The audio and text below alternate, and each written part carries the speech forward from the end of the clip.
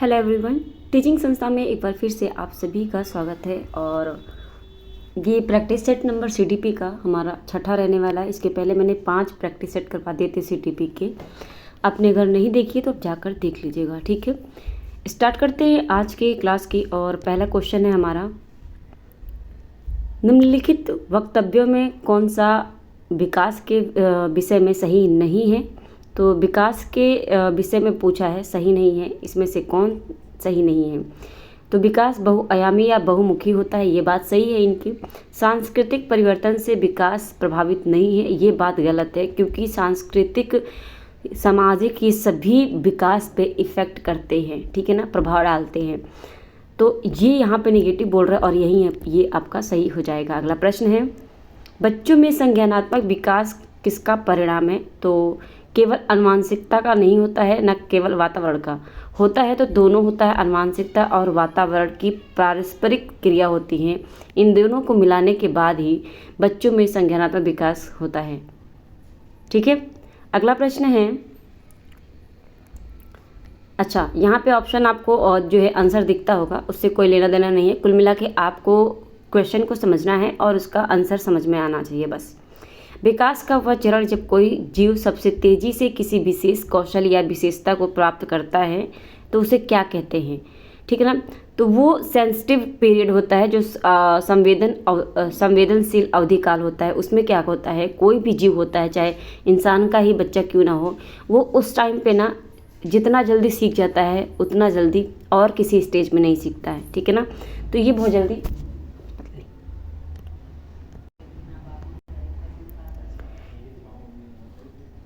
बच्चों का एक समूह अपने खेल को एक नृत्य रियलिटी शो पर आधारित करता है। एक जज को नकल करते हुए जफर मेज़ पर चढ़ता है और टिप्पणी करते हुए ताली बजाता है।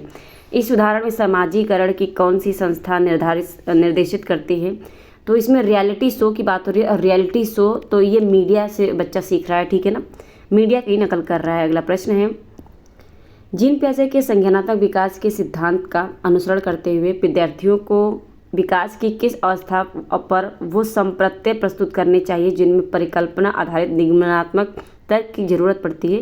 तो ये फॉर्मल ऑपरेशन स्टेज में करना चाहिए, अमूर्त संक्रियात्मक, जो आपका 11 से ऊपर की जो स्टेज होती है, ठीक है ना।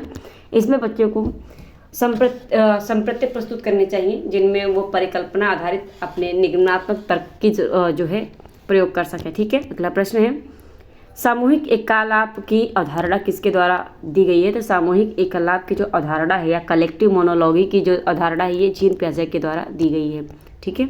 अगला प्रश्न है, एक वाइगोस्की कक्षा कक्ष में, यानी जो वाइगोस्की के द्वारा बताया गया है कक्षा कक्ष, उसमें सहपाठियों का एक समूह किसी सामान्य लक्ष्य पर पहुंचने के लिए कार्य कर रहा है। इस स्थिति में वो डैश में व्यस्त है। तो ये कोऑपरेटिव टीचिंग होता है, सहयोगी अधिगम होता है, ठीक है ना। सहयोगी अधिगम में वो बच्चा क्या करता है, समूह के साथ अपना वर्क कंप्लीट करता है। अगला प्रश्न है, ले वाइगोस्की का मानना था कि बच्चों को कार्य करने समय मदद नहीं होनी चाहिए। ऐसा गलत बात है, उन्होंने ये बात नहीं बोली थी, बल्कि उन्होंने ये पाठ और ढांचा की बात बोली थी कि समस्या समाधान के दौरान बच्चों को संकेत देकर और उत्तर की तरफ पहुंचने वाले सवाल पूछकर पाठ प्रदान करनी चाहिए, ये बात उन्होंने बोली थी और यही बात उनकी सच हो जाएगी। अगला प्रश्न है, कैरोल गिलिगन का कहना है कि कोहलबर्ग के नैतिक सिद्धांत में नारीवादी इस नैतिकता को जो देखभाल के आचार पर बल देती हैं जिसकी अवहेलना की गई है। तो ये बात सत्य है कि नारीवादी नैतिकता की बात नहीं की गई है कोहलबर्ग के नैतिक सिद्धांत में, ठीक है ना। तो ये आपका ऑप्शन सही हो जाएगा। अगला प्रश्न है, बाल केंद्रित शिक्षा के समर्थकों का मानना है कि व्यक्तिगत अनुभव अधिगम प्रक्रिया में केंद्रीय भूमिका निभाते हैं, या कक्षा में अध्यापक के निर्देशन पर आधिपत्य होना चाहिए। बालकों के कक्षा से बाहर के अनुभव अधिगम में असंगत होते हैं। असंगत तो बिल्कुल नहीं होंगे, ठीक है ना। फिर आपका आता है कि बालकों में से स्वयं तर्क और चिंतन की अपेक्षा नहीं होनी चाहिए, ये बिल्कुल गलत है। तो निगेटिव नहीं लेना, हमें जो है पॉजिटिव लेनी है। तो एक व्यक्तिगत अनुभव अधिगम प्रक्रिया में केंद्रीय भूमिका निभाते हैं, ठीक है, ये बात इनकी सही हो जाएगी। अगला प्रश्न है, निम्न में से कौन सी बुद्धि गार्डनर के बहुबुद्धि सिद्धांत सम्मिलित नहीं है। तो इसमें स्थानीय बुद्धि है, शारीरिक गति संवेदी बुद्धि है, प्राकृतिक बुद्धि, और इसमें बात करूँ मैं तो सृजनात्मक बुद्धि। तो इसमें आपका सृजनात्मक बुद्धि इनका नहीं होगा। बाकी प्राकृतिक बुद्धि के बारे में भी बात किया था उन्होंने, शारीरिक गति संवेदी बुद्धि के बारे में भी बात किया था। ठीक है, तो उनकी बुद्धि के बारे में ये 8 बुद्धि है, ये आप याद कर लीजिएगा। दृश्य स्थानिक योग्यता, शाब्दिक भाषाई योग्यता, तार्किक गणित संबंधी योग्यता, शारीरिक क्रियात्मक योग्यता, संगीतात्मक योग्यता और अंतर विषयक योग्यता, अंतरा विषयक योग्यता और प्राकृतिक योग्यता। ये 8 आप याद कर लेंगे, यहीं से आपका प्रश्न बनता है। ठीक है, अगला प्रश्न है माध्यमिक विद्यालयों में लिंग भेद को दूर करने के लिए निम्न में से कौन सा कदम मददगार रहेगा। तो इसमें जेंडर आधारित आसन व्यवस्था को बढ़ावा देना या फिर जेंडर अनुवृत्ति भूमिकाओं पर बल देना। तो इसमें लिंग भेद को दूर करने की बात कर रही है ना, जेंडर आधारित आसन व्यवस्था को बढ़ावा देना, ऐसा नहीं करेंगे आप। जेंडर रूढ़िवादियों में लचीलेपन को बढ़ावा देना या जेंडर प्रारूपों का प्रतिरूपण करना। तो इसमें से आप क्या करेंगे, यहाँ पे अगर बात करूँ तो ऑप्शन सी हो जाएगा कि जेंडर रूढ़िवादों में लचीलेपन को बढ़ावा देना। ठीक है, अगला प्रश्न है एक अध्यापिका को अधिगमकर्ताओं की पसंदीदा अधिगम शैलियों संबंधी व्यक्तिगत विभिन्नताओं डैश का सम्मान करना चाहिए। ठीक है ना, तो रिस्पेक्टेड उसमें आपका सम्मान करना चाहिए। ठीक है, अगला प्रश्न है थोड़ा सा ब्लर है इसमें। राष्ट्रीय शिक्षा नीति 2020 में विद्यार्थियों के आकलन हेतु प्रस्तावित समग्र 360 डिग्री बहुआयामी रिपोर्ट के संदर्भ में कौन सा कथन सही नहीं है। तो रिपोर्ट में स्वयं का और सहपाठियों का आकलन सम्मिलित होगा, ये बात तो सही है। रिपोर्ट में विद्यार्थियों के संज्ञानात्मक, भावात्मक और मनोगत्यात्मक आयामों की प्रगति शामिल होगी। रिपोर्ट घर और विद्यालय के मध्य एक महत्वपूर्ण संबंध बनाएगी, या फिर रिपोर्ट केवल की बात आ जाती है तो ये गलत हो जाता है। ठीक है, इसलिए आपका ऑप्शन डी सही हो जाएगा।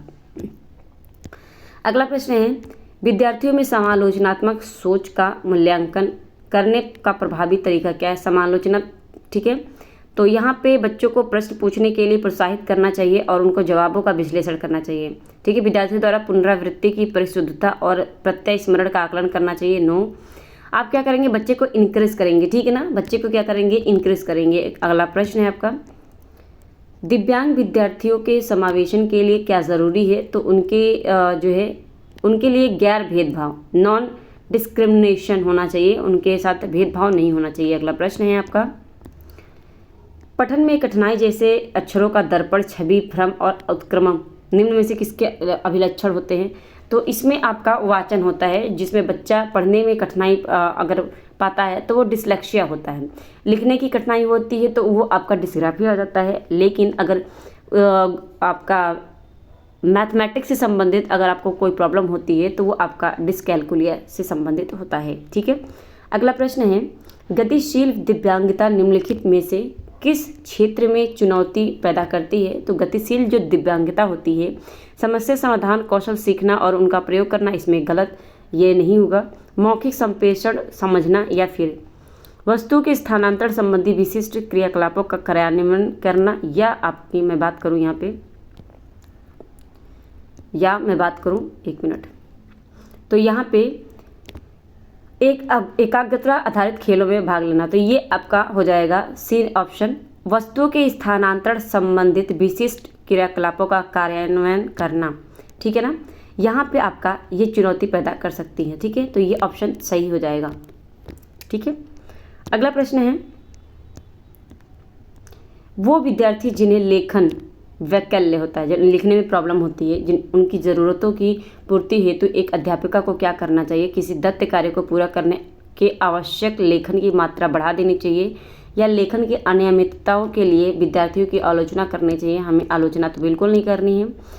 या फिर आप क्या करेंगे, विद्यार्थियों को सीमित समय में लेखन, सीमित समय भी नहीं देंगे बल्कि आकलन के मौखिक तरीके अपनाने चाहिए। ठीक है ना, तो ऑप्शन डी आपका सही हो जाएगा, ये पॉजिटिव दे रहा है। ठीक है, अगला प्रश्न है प्रतिभाशाली और मेधावी विद्यार्थियों को, ठीक है, प्रतिभाशाली और मेधावी विद्यार्थियों को सिर्फ अध्यापक से स्वीकृत गतिविधियों को करने का अवसर मिलना चाहिए। सिर्फ की बात नहीं करनी है, और सिर्फ की बात हमें बिल्कुल नहीं करनी है। चुनौतीपूर्ण अधिगम प्रवेश मिलना चाहिए और सभी कार्यों के लिए गहन एवं सतत निरीक्षण करना चाहिए। तो यहाँ पे ऑप्शन सी और डी में से आपका सी सही हो जाएगा, बिकॉज यहाँ पे चुनौतीपूर्ण अधिगम परिवेश मिलना चाहिए और ये बात सही है। ठीक है, अगला प्रश्न है संप्रत्यात्मक अधिगम के लिए एक अध्यापिका को निम्न विद्यार्थियों में संप्रत्यात्मक अधिगम के लिए एक अध्यापिका को निम्न में से किसका प्रयोग टालना चाहिए यानी नहीं करना चाहिए। तो विद्यार्थियों से किसी समस्या को हल करने के विविध तरीके पूछना चाहिए, ये करना चाहिए आपको। विषयों को जटिल से क्रम में लाना तो नहीं, विषयों को जटिल से सरल क्रम में लाना ये तो नहीं हो सकता। ठीक है ना, तो ऑप्शन बी सही हो जाएगा। अगला प्रश्न है आपका, निम्न में से कौन सा सवाल विद्यार्थियों में अधिसंज्ञान कौशलों को बढ़ावा देने में मददगार होगा। तो ये दिए गए सवाल को सुलझाने के लिए आपने क्या सोपान अपनाए हैं। एक, पारिस्थितिक तंत्र के विविध घटक क्या हैं, या फिर पानी का रासायनिक सूत्र क्या है। तो ये इसमें आपका जो है कौशल का विकास नहीं करेगा, बल्कि ऑप्शन ए सही हो जाएगा। दिए गए सवाल को सुलझाने के लिए आपने क्या सोपान अपनाए, ये आपका पॉजिटिव हो जाएगा, यहाँ पे ये सही हो जाएगा। अगला प्रश्न है, विद्यार्थियों में अर्थपूर्ण अधिगम को सुसाध्य करने में निम्न में से कौन सा सहायक है। तो खोज, अधिगम और ज्ञान के निर्माण के लिए एक प्रेरक वातावरण होना चाहिए, या फिर विद्यार्थियों में याद करने के कौशल पर अनन्य केंद्रीकरण होना चाहिए, विद्यार्थियों में प्रतिस्पर्धा की अभिवृत्ति पैदा करनी चाहिए, या शिक्षा शास्त्र अपनाना जो वृद्ध रूप से केंद्रित हो। तो यहाँ पे ऑप्शन आपका सही जो है ए सही हो जाएगा। खोज आधारित आपका जो ज्ञान होता है वो करना चाहिए।